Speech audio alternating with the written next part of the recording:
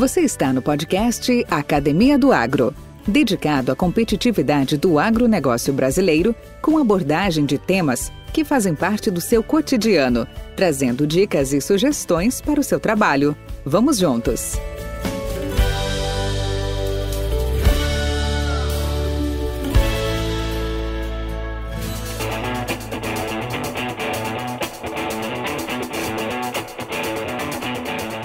Em recente entrevista do presidente do CONFEA, que é o Conselho Federal de Engenharia, Joel Krieger citou que o nosso sistema profissional tem em torno de 1 milhão de profissionais registrados, sendo em torno de 300 mil empresas de engenharia e de agronomia e de outras da área de geociências.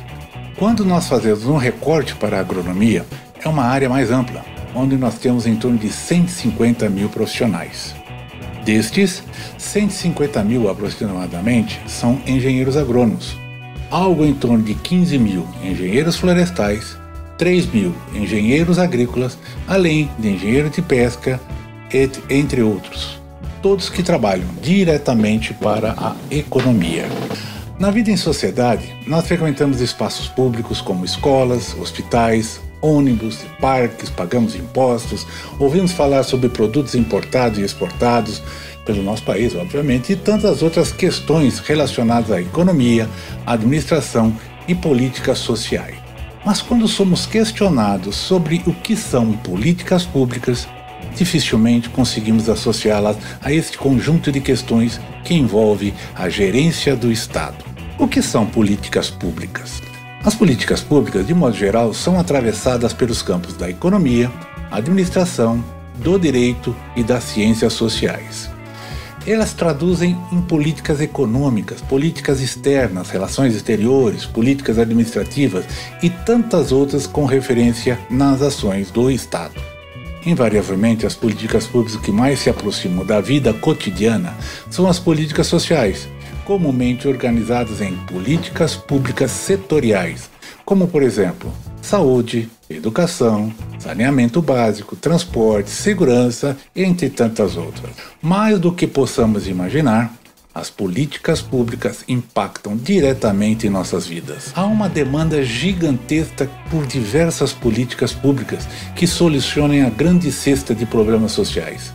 Por outro lado, sabemos que os recursos não são infinitos. Deste modo, a gestão das políticas públicas depende fortemente, entre outras coisas, da capacidade técnica dos servidores públicos e dos orçamentos públicos.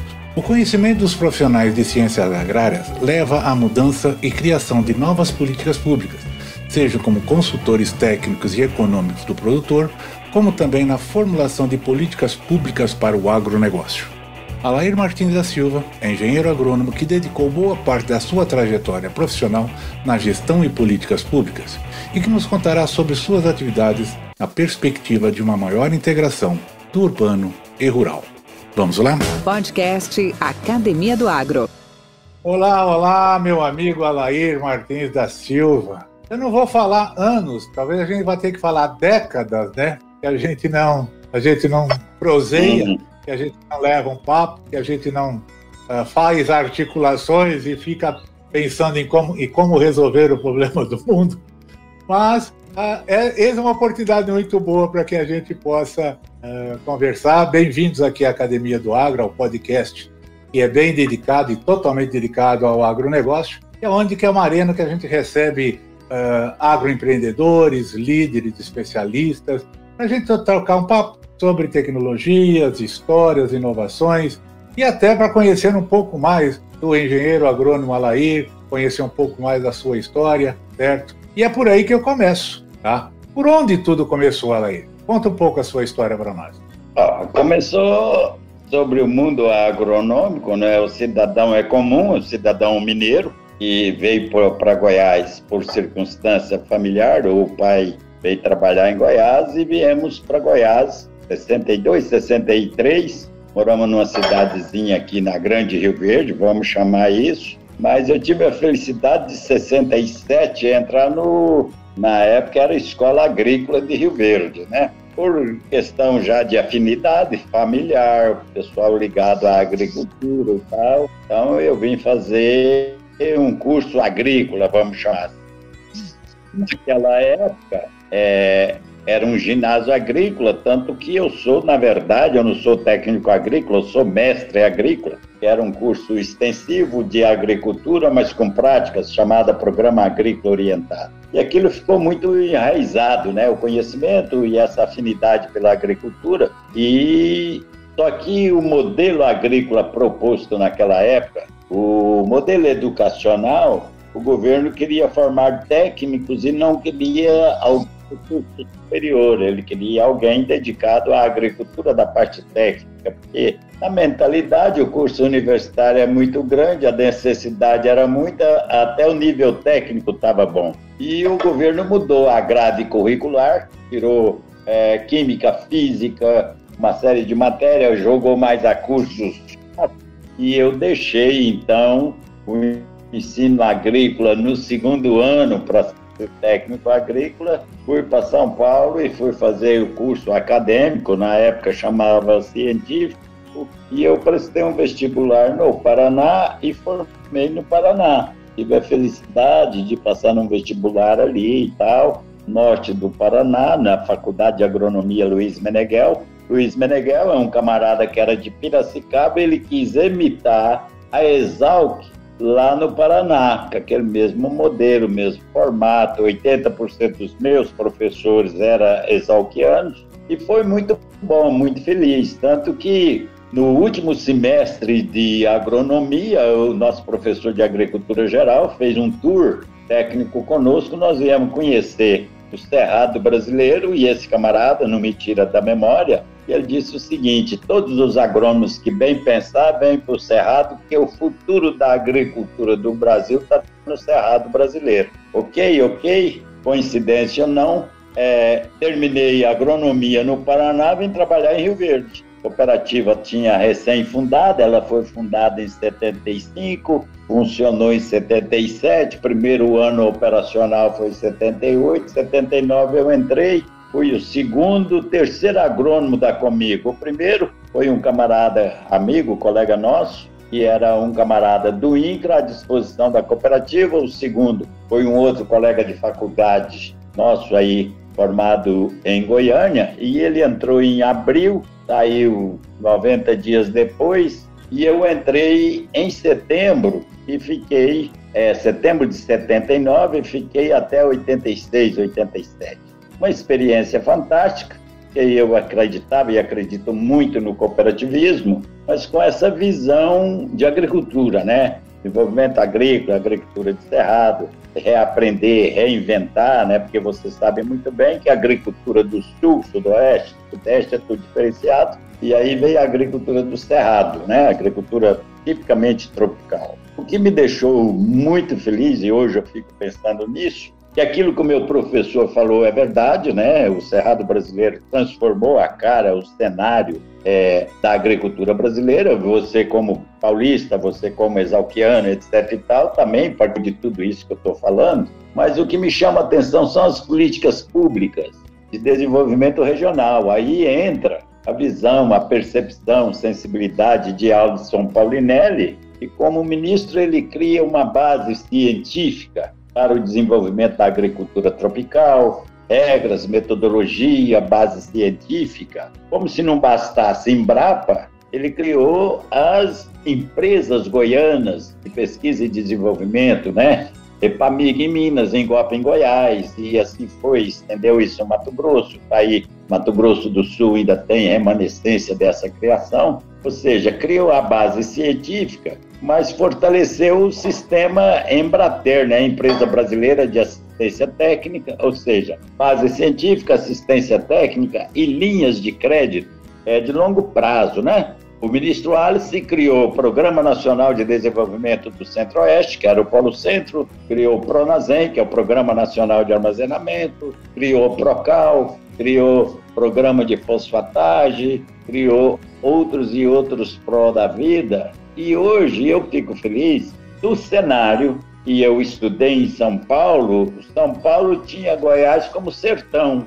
Goiás, Mato Grosso, era terra de ninguém, terra de índio, terra de bicho. E hoje, se você olhar nas estatísticas, naquela altura que eu estava estudando, Rio Grande do Sul e o Paraná disputavam o ranking de primeiro lugar nacional na produção de grão. Goiás já teve numa posição privilegiada, mas hoje Mato Grosso, com uma distância enorme do segundo lugar, maior produtor de grão, que era uma terra que há 30 anos atrás ninguém dava nada por isso, ninguém acreditava nisso, e assim a trajetória. Eu fiquei na Comigo bastante tempo, relativamente, quase 10 anos. Também tive a felicidade de acreditar num processo de desenvolvimento pela vertente política, porque entra a frase do Martin Luther King, Eu não acredito no barulho dos maus, fico com medo da omissão dos bons. Então, tinha as políticas públicas também que não nos agradavam,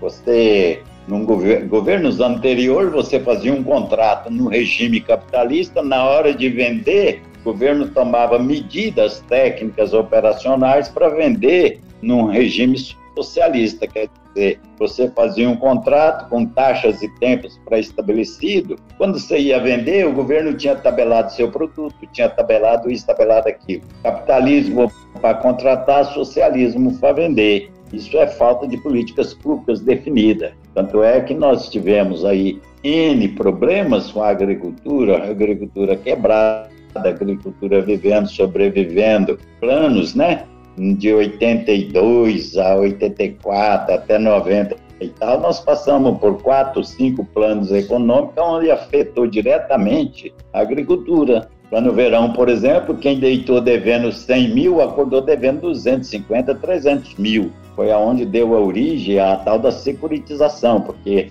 se aquilo acontecesse, ninguém daria conta de pagar. O banco tomando terra, o banco executando, o banco isso e etc e tal. Mas eu convivi com isso, feliz, sobrevivi, também estou feliz, porque é o seguinte, as políticas públicas normalmente é feita para quem não conhece do setor. E aí que entra o que eu estou te dizendo das omissões, Quem define as políticas públicas nossas são os economistas, não tem nada contra economista, mas não tem sensibilidade agrícola. O advogado, ele tem grande sensibilidade do aspecto jurídico, aspecto disso, mas não tem sensibilidade agrícola. E aí eu tive a felicidade, de sair da Comigo para ir para a vertente política, partidária. Participei aqui, você sabe disso, fui muito feliz pessoalmente, não vou dizer feliz de sucesso de resultado e tal, mas eu fiquei 20 anos na política de Rio Verde. E com isso aí, por questões pessoais, afinidades e compromisso e etc e tal, eu fui secretário 5 vezes em Rio Verde, durante 3 governos diferentes. Ou seja, eu fico muito feliz, Valdir, porque, na verdade, eu conheço territorialmente 70% do município, social, econômica e politicamente 5% de Rio Verde, mas 90% da situação de Rio Verde aconteceu durante essa vigência dessa transição minha de 20 anos na política. Você também teve uma participação muito importante nisso, que você estava junto conosco, quando nós participamos do plano estratégico de Rio Verde, a cidade que temos, a cidade que queremos, e o nosso planejamento, não sei se a sua memória está tão assim aclarada, tão aguçada, tudo que nós escrevemos lá era previsto para 2025. Nós erramos na data, ela aconteceu 10 anos antes, E eu tenho isso como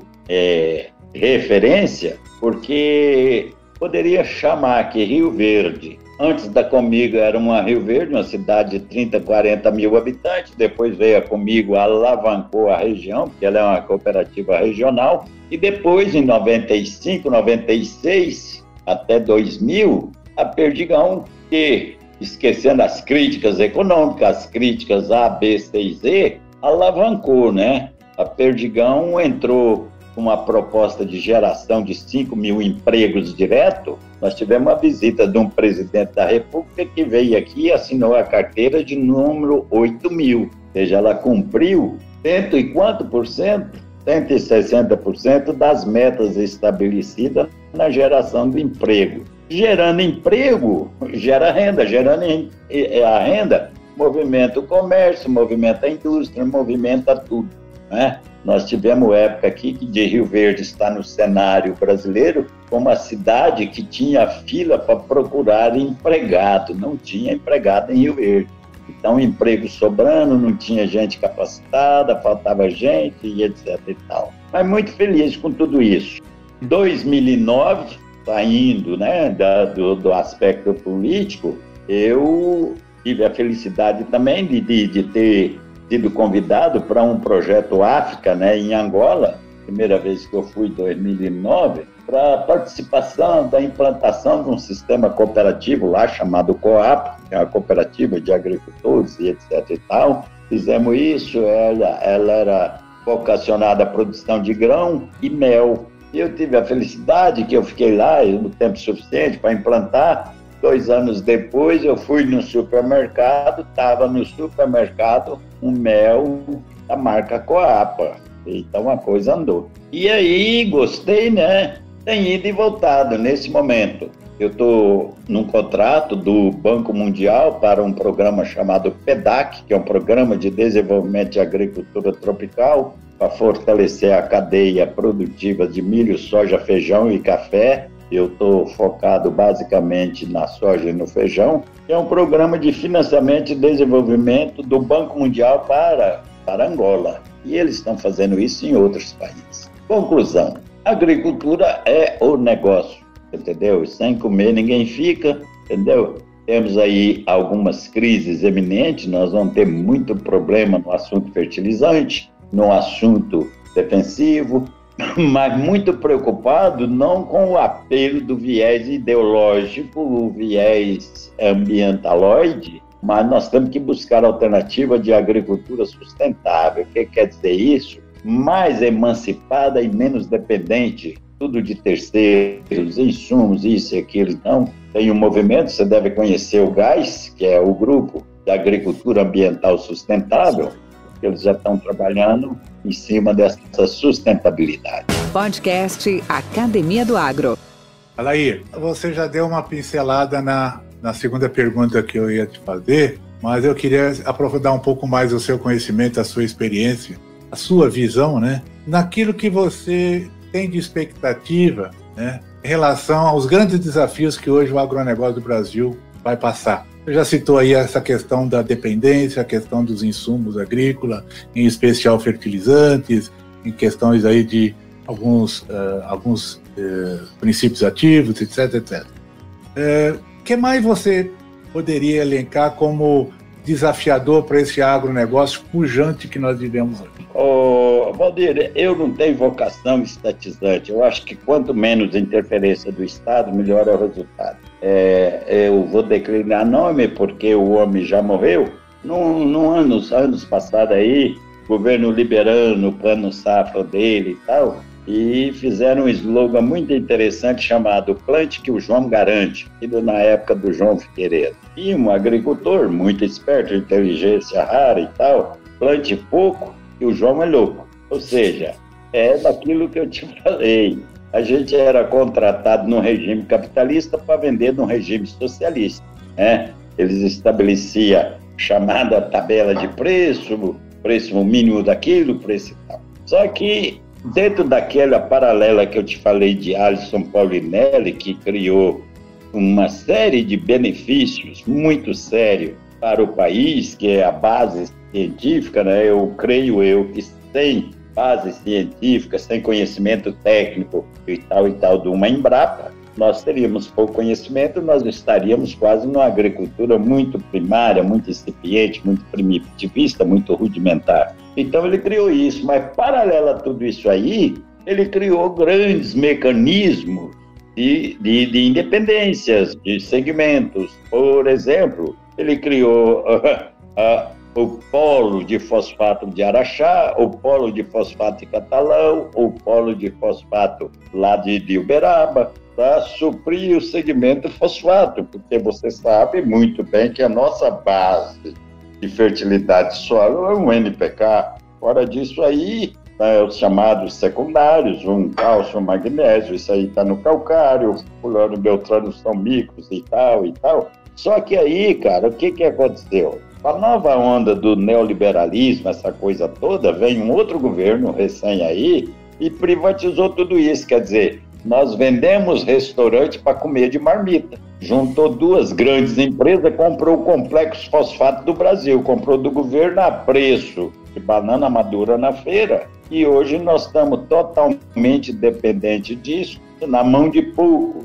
Aí você fala, mas você é estatizante? Não, nós temos que criar mecanismos de ter mais acesso. E te digo mais, você sabe disso muito bem, que uma rocha fosfórica in natura, ela não tem solubilidade, se não tem solubilidade, não tem disponibilidade, se não tem disponibilidade, não tem absorção. E a coisa fica tão complexa, para você trabalhar uma rocha fosfatada, você tem que ter um elemento muito simples chamado ácido sulfúrico. Uma rocha fosfórica é tratada com ácido sulfúrico, que vai quebrar toda aquela molécula ali para arrastar um fósforo solúvel, vai dar origem a um resíduo chamado, sulfato de cálcio, aquela coisa toda, mas nós ainda estamos dependentes de coisas elementares, ou seja, nós não temos política pública que avisar, falar, não, tem que fazer assim, assim, por isso e isso. Governo anterior, um outro governo, desculpa se eu declinar nome, vai ser sem querer, desativou polos petroquímicos, que era uma grande fonte de produção de ureia, dizendo que a unidade de ureia dentro do complexo petroquímico dava prejuízo. Fechou a unidade, a agricultura passou a ter que importar ureia para dar uma cobertura no milho, no sorgo, ureia, nitrogênio, e acabou. Quer dizer, cadê a sensibilidade? Cadê um pouquinho de conhecimento? Se dá prejuízo na fábrica, é uma coisa. Mas e o desembolso da evasão de divisa para você estar comprando nitrogenado? Então, potássio. Nós somos pendentes de onde? Da Rússia, da Bielorrússia e do Canadá, com cloreto de potássio. Nós não produzimos 5, 10% das nossas necessidades. E você sabe que nós temos excelentes jazidas de potássio no Brasil, e as pessoas não encaram aquilo porque o investimento é muito alto e não dá competitividade. Ou seja, isso é o componente fertilizante. Você pega na componente semente. Hoje, 95% de todo o nosso agronegócio de semente, a genética está na mão. Eu não tenho nada contra a multinacional, muito pelo contrário, eu acho que são boas, bem-vindas, são tal e tal, mas se esses caras resolverem falar, não, vamos quebrar o Brasil, eles ficam um ano sem produzir semente, o parceiro interessado lá fora subsidia eles. Você tem uma noção da complexidade do agro, de 81 a 86, nossa região, uma vez por ano, recebia aqui a visita da ASO, American Soybean Association, ASA, American Soybean, Associação dos Produtores de Soja nos Estados Unidos. Eles ficavam malucos conosco. Nosso potencial produtivo, a área plantada, como é que funcionava a calagem, o cerrado, o custo de produção. Eles chegaram numa reunião técnica com cooperativas, com produtores, ainda nem tinha APG, e falou, olha, nós somos capazes de subsidiar vocês $100 por hectare, é só fazer a inscrição, é 1.000 hectares, nós te damos $100.000, não sei o quê, para você não plantar, porque nós estávamos vislumbrando o volume de produção que estava estremecendo a concorrência internacional deles. Grandes mercados da Europa, ao invés de comprar nos Estados Unidos, estava descobrindo que o Brasil também tinha soja. E eles não conseguiram, o produtor não aceitou aquela proposta e continuou a produção. Agora, existe o domínio da semente. E você sabe que o fertilizante é importante, o defensivo é importante, tudo é importante, mas sem semente não tem plantio. Você pode fazer um plantio com a subadubação, metade da dose. O inseticida, você vai fazer 3 aplicações, você faz uma, porque não teve produto suficiente. Mas sem semente não vem a planta. E nós temos hoje 90%, sem medo de errar, 90% do nosso material genético na mão das transnacionais, das empresas que detêm toda a tecnologia dos transgênicos. Você pode ver que está desaparecendo no mercado todas as sementes, está chamada semente convencional. Por quê? parabéns para eles, foram mais eficientes, proeficientes, introduziram, né? Geneticamente modificado está assim, tem o BT, tem isso, tem aquilo, tem a resistência, a fulana de tal, que, como é que chama? A Red, né? Como é que chama aí? A tolerantes, né? Tolerante exatamente. E com tais geneticamente tolerantes aí a alguns insetos, etc. e tal. Só que aí é o seguinte, tem um livro muito interessante, eu nem sei onde está esse livro, de 80, 81, um canadense escreveu um livro chamado Erosão da Semente. Ele diz com todas as letras, temos que tomar cuidado, na agricultura de curto prazo, ele só errou nos números. Dentro de 10 anos, 15 anos, 90% de 50 sementeiras que terá no país ou no mundo, vai resumir em 10, e essas 10 vão dominar a semente do mundo. Ele explica para a soja, explica para o milho, explica para o trigo, tá? E hoje, quem é que domina a genética das sementes do agro? Principalmente esses agros commodities, a genética do milho, a genética da soja, do girassol, a genética do trigo, está na mão de poucos teios. Essa dependência me preocupa. Eu queria fazer só um contraponto ao que você está colocando, assim, com todo respeito à sua opinião, eu acho que tem 80% tô junto. Mas nessa questão semente mesmo, ou em outros insumos, tá? É fato também que nós tivemos uma pulverização muito grande, existe muita empresa brasileira envolvida nisso. Nós não podemos esquecer de domínios que nós temos que hoje protegem muito isso, por exemplo, um Senargem da vida, uma Embrapa Soja, uma Embrapa Milho, que, obstante não ter variedades ou cultivares de expressão no mercado, mas eles têm um pleno domínio dessa propriedade intelectual. E mais uma coisa, tá? Eu diria que até é mais perda para o capital estrangeiro ou para os interesses estrangeiros, semente aqui no Brasil, do que lá fora. Por quê? Porque o que está aqui dentro só tem utilidade, semente só tem utilidade aqui. A semente que está aqui pode eventualmente servir lá em Angola, mas não vai servir mais em outro lugar do mundo. Nenhuma delas, seja de soja, seja de milho. Por quê? Exatamente por conta dessa adaptabilidade que trouxe aqui, e isso é fruto de melhoramento genético e tal. Agora, a questão de concentração de poder, de controle financeiro, econômico, é grande. E não só na semente, em todos os setores. Olhe bem aí o setor hoje de distribuição agrícola, né? Dominado aí por grandes fundos de investimento. Você vê aí a questão de máquinas, né? Equipamentos. Temos uma empresa nacional fantástica. Tem, inclusive, empresas competindo hoje em outras pragas, né? Dos Estados Unidos, na Europa. Então, assim, eu concordo que há uma preocupação com isso, e você tem toda a razão em vários aspectos, mas eu vejo que veio mais para bem, inclusive responsáveis, tá, por esse grande crescimento que o Brasil está tendo, o agronegócio brasileiro está tendo, nesses últimos 30, 40 anos. Você citou a Alisson Paulinelli, né, todas as nossas fantásticas contribuições e ideias que ele implantou. Uma delas chama-se Embrapa. Em 1973, 74 foi criada a Embrapa e hoje está aí em 21 estações fazendo história, cada uma com o seu poderio, né? Mas deixa eu mudar de pato para ganso. Eu queria saber se do Alair Martins hoje, 2021, versão 2022. O que você espera de 2022 para o Alair, agrônomo e consultor? Não, eu particularmente estou bem, né? Estou tranquilo, né?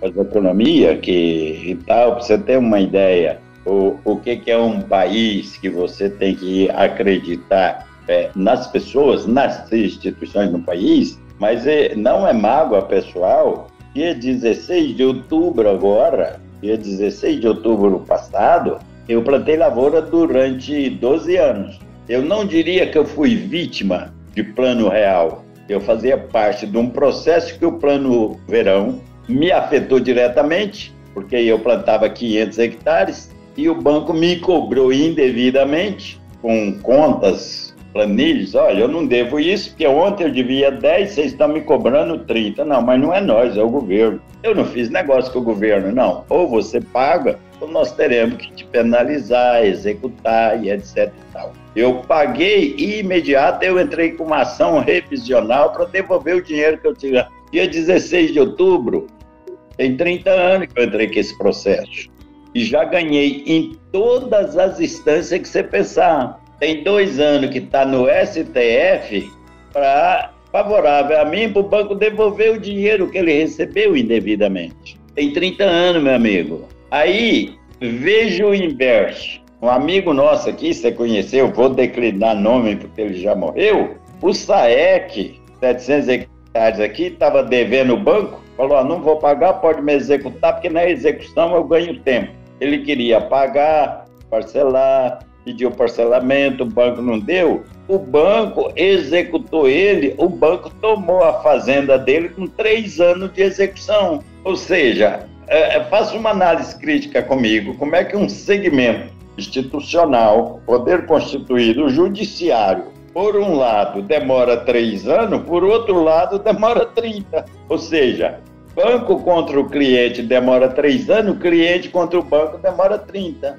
Meu advogado falou, não, o banco ainda tem recurso que está entrando com uma rescisória, dizendo que o seu pedido não tem fundamento. Ok, mas esse dinheiro já paguei, já está pago, não devo nada para ninguém. Se ele vier, vai ser um resultado daquilo que eu já nem esperava, tá bem?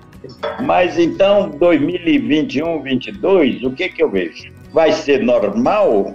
E anota isso, hoje 20, tá, né? Hoje é 20 quanto de novembro? 22? 22. Tá. Então, anota isso aí para 22 de novembro de 2022, você vai ver o caos que vai estar isso sobre os problemas do que nós estamos discutindo hoje. A deficiência, porque a cadeia de negócio é o seguinte, não se sabe se é o cachorro que balança o rabo ou o rabo que balança o cachorro. É aquela história que nós conversamos sobre o professor aí de meteorologia. A Amazônia tem árvore porque chove ou chove porque tem árvore? E está provado que lá tem muita árvore porque chove bem. Famosas correntes equatoriais que convergem para ali, tanto do Polo Sul como do Polo Norte, forma corrente, concentra ali as chuvas dos processos, canaliza para o continente e vai para ali. Agora, aí você fala assim, não, mas o produtor está ganhando muito dinheiro. Ah, é? Ah, mas a soja está a 150. E notícia agora que o cloreto de cálcio, que estava a 1.500, a 2.000, foi para 6. Ah, porque faltou, está escasso. Mas aí a soja sobe junto porque subiu. Depois aumenta a oferta, o produto não baixa e a soja fica estacionada no seu 30, 35 dólares aí e vai a vida. Aí fica 2, 3 anos, o cara pagando a conta de uma coisa. Então, nesse momento, na safra 21, 22 está boa, o pessoal plantou, não faltou, está escasso, pagou mais caro, conseguiu, mas a minha preocupação é a 22, 23. Você está entendendo? É o reflexo dessa crise momentânea, você entendeu? Agora, profissionalmente, pessoalmente, creio que eu ainda tenho um pouquinho de gás, estou cuidando de algumas coisas, meu contrato até o ano que vem está lá, o projeto que eu estou vai até 2024, tá? E eu quero estar indo e vindo, por quê? Porque eu me sinto extremamente útil lá, entendeu? Aqui, por exemplo, eu brinco muito com isso. Quem que é que aqui em Rio Verde precisa de assistência técnica?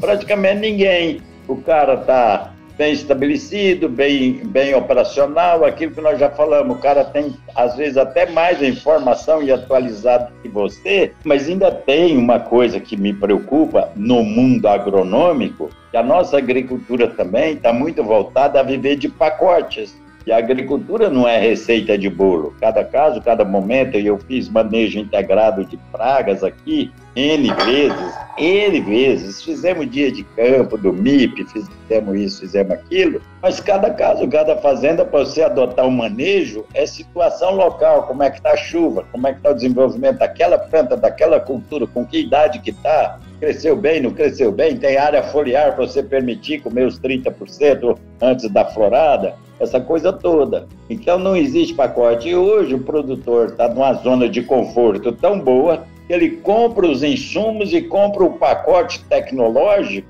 e aí os nossos digníssimos colegas pagam para isso, obedecem isso. Olha, o pacote é esse, tem que fazer isso, isso, vamos cumprir. Nada. Assistência técnica é diferente de visita técnica, é diferente de pacote tecnológico, entendeu? Eu duvido, se você pegar esse pessoal de defensivos aí, ele me dá 3 nomes de inimigos naturais de praga da soja. Ele já viu falar em calossoma, que é um besourinho tamanho aí da cabeça do dedo, que come 20 lagartas por dia. É a dieta do cara. Você entendeu? Não, está virando quase um mecanismo de controle sistemático. É a mesma história da ferrugem. Olha, a ferrugem, você tem que ter no mínimo 3 aplicações. Oh, mas por quê? Quem falou isso? Não, porque isso, aquilo, não. Vamos ver o clima, população, densidade, nível de folha, abafou, não abafou, como é que está isso? E ali dentro, como é que está a umidade relativa, a temperatura ali na altura dos primeiros etendóides? Porque você sabe muito bem que o micro-organismo existe toda aquela empatia, né? Condições climáticas, umidade, temperatura, não sei o quê, e a população de planta que está criando esse microclima para desenvolver ou nem desenvolver. Luminosidade é letal, é um fungicida natural. Tem luz? Não tem luz? Tem umidade? Não tem umidade? Não, nós temos que aplicar o produto tal e na segunda aplicação você vai fazer a aplicação. Você sabe muito bem, você não estava aqui, Santa Helena, nos idos de 60 e pouco a 72, plantou-se 300 mil hectares de algodão. Foi a rainha nacional de algodão do Brasil por muitos anos.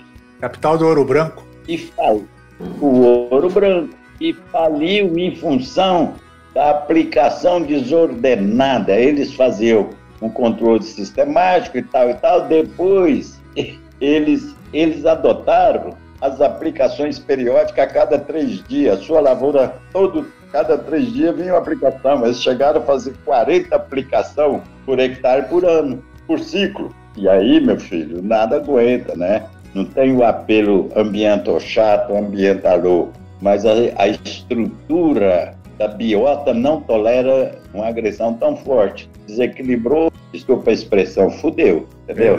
É verdade. Estou bem, Valdir. Estou muito preocupado com os dinossauros, né? Assim, fomos chamados quando nós afastamos do clube, dos agrônomos. Pegou aí a nova safra, o clube está fechado, QD a classe, QD isso, QD aquilo. Ninguém está motivação, foi conversar com os colegas do segmento dos novos pitossauros, né? Porque nós éramos dinossauros rex, né? Então entraram aí os pitossauros, tá? Não, acabou, todo mundo desmotivado, ninguém quer saber disso. Ah, ok, tá bom, vou ver o que eu faço. Entendeu? Aí, tá em abandono. Deixa eu te falar uma coisa. Até mudando, né, novamente aí, agora de ganso para pato, nós estamos aí com quase 2 anos de pandemia. Vamos completar aí daqui a alguns dias. Ela está perdendo a sua intensidade e tal, tomara que isso se mantenha. Mas vamos lá. Esses 2 anos, o que você tinha na sua mala antes dela? O que você tira dela agora e o que você colocaria nela? Chefe, graças a Deus eu fiz um curso de agronomia com pessoas extremamente orientadoras, capacitadas, doutorado, pós-graduada, não sei. A minha professora de microbiologia falou muito bem que os micros são fungos, bactérias, líquens e tal, e vírus. E ela deixou com todas as palavras claras, olha, se houver uma guerra biológica, não precisa de dar nenhum tiro, morre todo mundo. Olha que mulher maluca. Isso ela falou há 40 e tantos atrás. Agora, eu duvidar do vírus, então eu não fiz microbiologia geral. Só que, sobre esse aspecto, como eu fiquei 20 anos na política, o grande problema é que politizaram o assunto. Jogou pela vertente política, de ofensas gratuitas, todo mundo querendo ser o pai da criança, mas empiricamente nós sabemos que o ar, micro-organismo, tanto que esteja fungo, bactéria, qual for, está na ambiência, você tem que tomar as medidas preventivas XPTO e tal. Só que é o seguinte, aí fala, olha, pode usar máscara, a hora, concentração até de tantas pessoas. Os vírus não sabem disso. Onde tiver 2, tem potencial de inócuo. Você está entendendo? Aí vem vacina. Esses dias eu vi uma matéria muito interessante.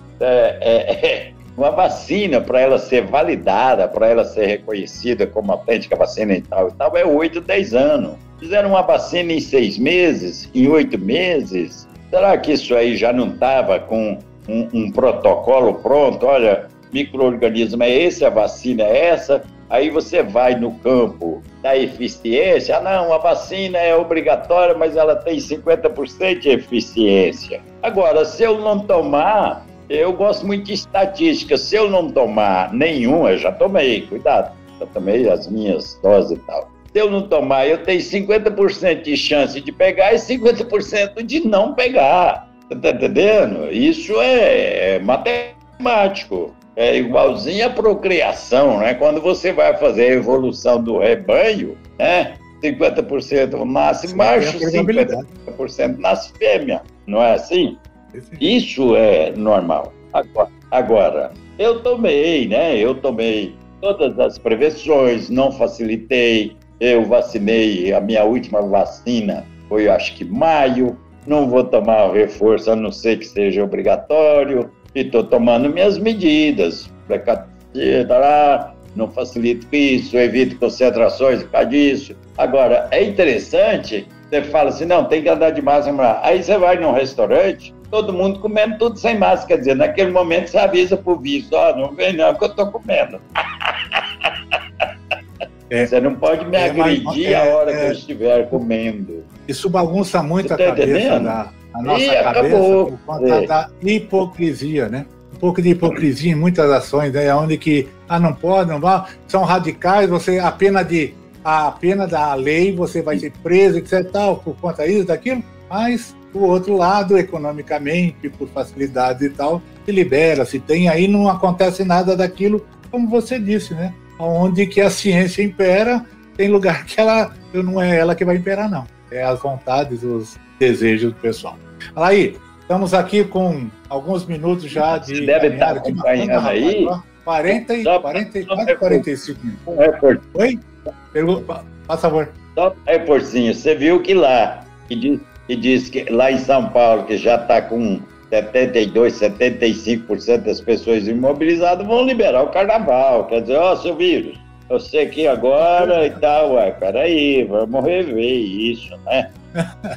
Aí, como falei, é muito hipócrita. Vamos seguir. Cara, nós estamos chegando nos nossos finalmente, queria novamente agradecer a participação, mas eu queria, por último, deixar a palavra contigo e que você desse um conselho para os nossos colegas das agrárias, do agronegócio. Como eu disse, né, se conselho fosse bom, não se dava, vendia, mas o que você proporia para eles? Olha, não, mas eu não sigo de conselho, eu gosto de compartilhar um pouco, né, do que eu tenho visto. Nós temos que ter essa visão do agro forte, mas o que eu vejo?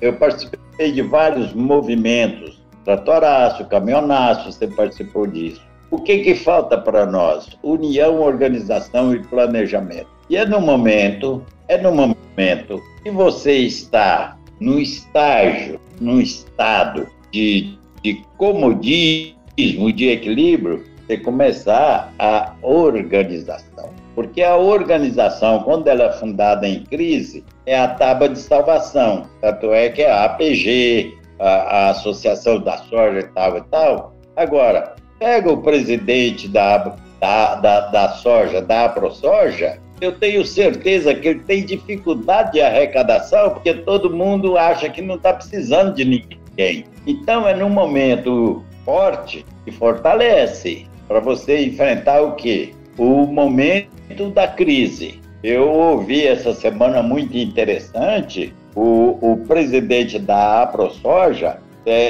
numa comissão de agricultura no Senado, lá no Congresso, dizendo, olha, evitar aqui, cortar ou proibir o paraquat, gramoxone e tal. Ok, que é cancerígeno, ok. Mas estão querendo substituir pelo fulano de tal. Quer dizer, alguém pressionou, esse produto está no mercado há 40 anos e agora que descobriram que ele é cancerígeno, ok. Só que aí já tem uma molécula nova para substituí-lo à altura, tá? Só que não avisaram os russos. É um excelente produto com a capacidade de volatização tão grande que você está aplicando aqui e ele se desloca a 10 quilômetros e vai afetar uma lavoura, uma área, um plantio daqui a 10 quilômetros. Quem vai assumir esse risco?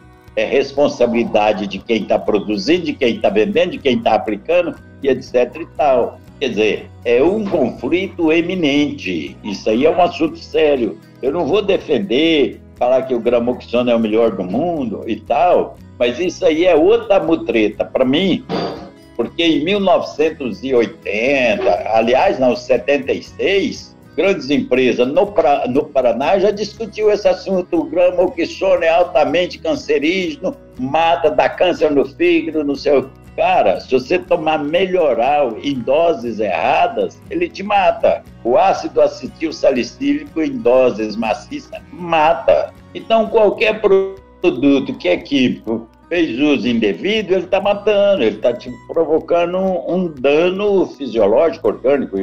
Tá?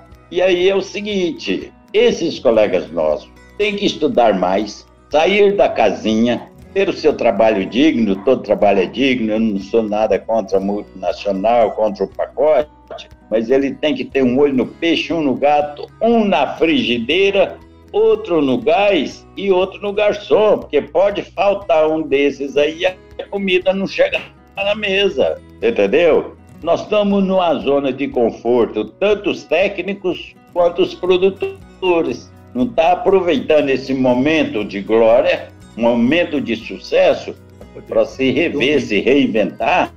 Eu tenho muita afinidade com o pessoal do gás. Você conhece o Bisão, que está brigando há 15 anos sobre a fosfatagem, sobre o pó de rocha, sobre isso. Cara, e se der uma escassez de um determinado elemento no mundo, nós vamos deixar de plantar porque faltou um fósforo? Quais são as opções? Entender a base científica, não, podemos usar isso, entendeu? Então, união, organização e planejamento no momento que nós estamos em condições de refletir. Não vamos esperar a crise, você está entendendo? Não vamos esperar a crise para manifestar os nossos problemas. Nós temos problemas eminentes. Cara, obrigado, Alair. Você viu que houve um delay aqui, eu ouvi tudo que você falou, só que houve um espaço aí de alguns segundos, para depois, por isso que eu fiquei prestando atenção até o final. Mas eu queria te deixar um abraço, então. Eu vou encerrar, deixo um abraço para ti, tá? Por conta que está dando um delay aqui na nossa entrevista, mas fica o meu abraço para ti, tá? E um convite para você retornar aqui na Academia do Agro. Mentes brilhantes incentivam outras. Crônicas do Agro, com seus especialistas e líderes comentando, opinando e analisando diversos assuntos através da sua ótica e de sua experiência. Seja você o fator multiplicador. Boas práticas, boas ideias.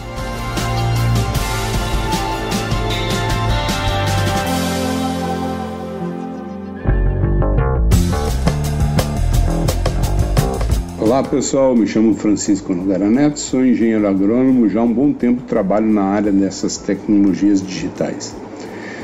Dando sequência ao nosso projeto de aplicação prática de todo esse conjunto de tecnologias no dia a dia do agricultor, eu queria abordar especialmente um assunto sensível dessa próxima safra, que é a questão da adubação. Dentre elas, eu vou destacar a adubação fosfatada, que talvez seja aquela que mais preocupe hoje os agricultores do mundo inteiro.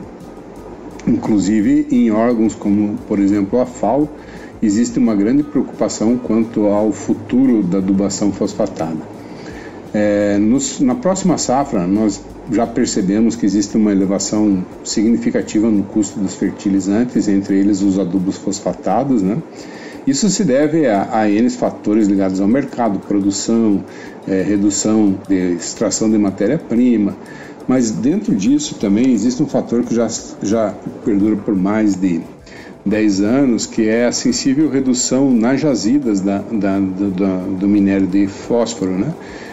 Desde 2010, a elevação do preço dos fertilizantes da matéria-prima para fabricação de fertilizantes subiu mais de 200% em dólar. Então, em 10 anos, nós tivemos um incremento bastante significativo no preço desta matéria-prima. Mas, enfim, o que a tecnologia digital, que é o foco desse nosso bate-papo, pode auxiliar ao produtor nesse momento em que a adubação assume uma participação maior no custo final de produção? Bom, é importante a gente ter em mente que o Brasil sempre teve um problema com a nutrição fosfatada. Dentro dos fertilizantes, sempre foi o mais limitante em virtude da característica dos nossos solos, da composição da argila, enfim, toda aquela justificativa técnica que as adubações fosfatadas são indicadas e tem uma relevância muito grande na produção vegetal.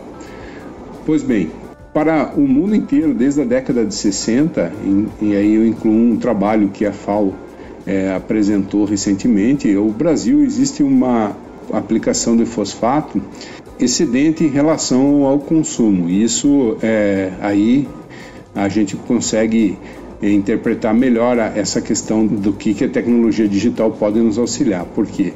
Com os mapas de colheita e com a extração de fósforo por uma medida, por uma análise simples de se fazer na massa de grão colhida, nós podemos pensar em trabalhar com a reposição do fosfato. Isso já seria algo bastante interessante. Então, em regiões que têm uma produtividade maior dentro de uma lavoura, o mapa de colheita serviria também para fazer uma reposição dessa fosfatagem conforme a produção, levando em conta aquilo que foi extraído pela cultura.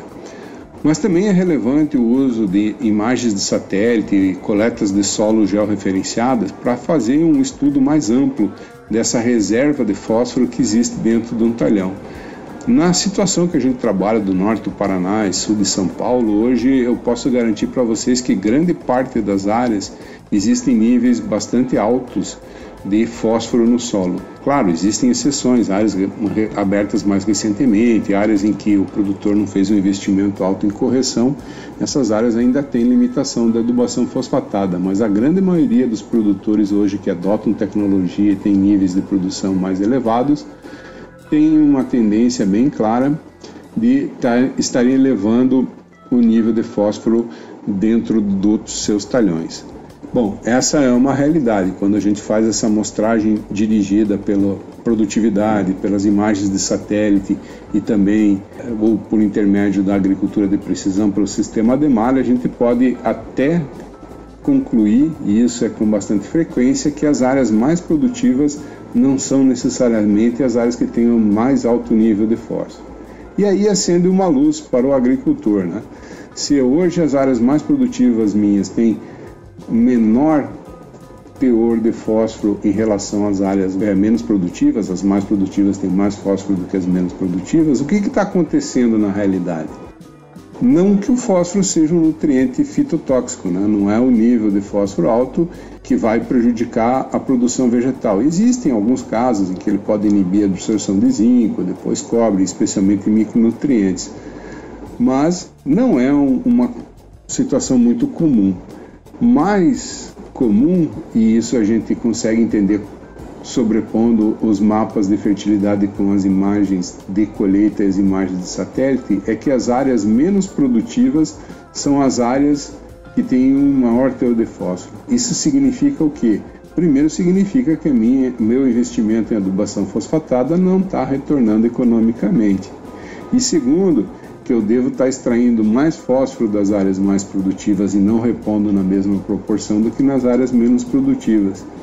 Eu acredito que um bom levantamento que vocês possam fazer aí na sua região, Uma boa análise da condição do fósforo dentro do terreno pode auxiliar muito nesse momento complicado de custos de produção.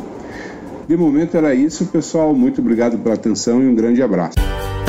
Com temas expressivos e dinâmicos, esse intercâmbio semanal visa oferecer um melhor desenvolvimento em suas habilidades profissionais e nas atividades e práticas do seu cotidiano.